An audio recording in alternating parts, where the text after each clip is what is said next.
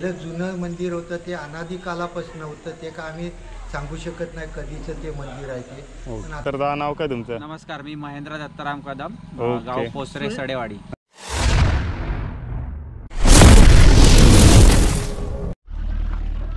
नमस्कार मित्रांनो, सौजन गातानो YouTube channel Konkan एक संगमेश्वर या चॅनलमध्ये मित्रांनो सर्व कोकणवासियांचं हार्दिक स्वागत आहे. तर मंडळी, आपला प्रवास आहे रामवर्धनी मंदिराकडे, पण आपण हा सेपरेट ब्लॉग बनवतोय कारण कोकणामध्ये अशी नवीन नवीन मंदिरं पाहायला मिळतात आणि नवरात्र उत्सव चालू असल्यामुळे आपल्याला हे मंदिरं पाहायला मिळतात. माझ्या यूट्यूबच्या माध्यमातून प्रवास चालू असताना आपल्याला हे मंदिरपाठी पाहायला मिळतं आहे. तर मंडळी, हे मंदिर जर बघायला गेलं ना, तर हा मंदिराचा गेट आहे आणि हे मंदिर कोणतं आहे तर श्री केदार झोलाई वाघजाई कालकाई मंदिर आहे आणि ह्या मंदिराचा व्ह्यू आपण शूट करणार, मंदिर पाहायला मिळणार आहे. कारण कोकणातील हे अशा नवीन नवीन अपडेट तुमच्यापर्यंत येत राहणार आहेत.